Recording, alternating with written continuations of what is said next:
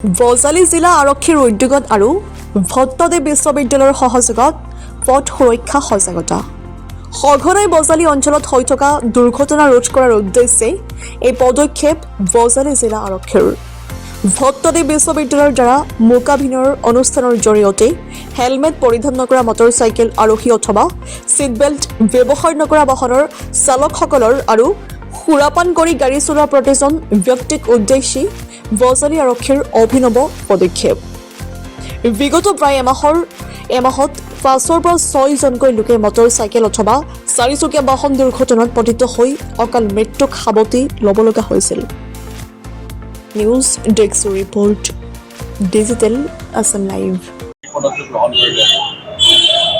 পথ সুৰক্ষা মাহ চলি আছে 1 জানুৱাৰীৰ পৰা 31 জানুৱাৰীলৈকে আৰু পথ সুৰক্ষা মাহ বুলিয়েই নহয় পথত সজাগতামূলক আমি ব্যৱস্থা ল'ব লগা আমি সজাগ হ'ব লগা যিখিনি আমাৰ কৰ্ম আছে ৰাস্তাত গাড়ীখন লৈ যাওঁতে খোজকাঢ়ি যাওঁতে চাইকেল লৈ যাওঁতে বা যেনেকৈ আমি ৰাষ্ট্ৰীয় ৰাজপথত বা আমাৰ গাঁৱলীয়া আমাৰ সংযোগী পথ হওক সকলোতে আমি সাৱধানতা অৱলম্বন কৰা দৰকাৰ।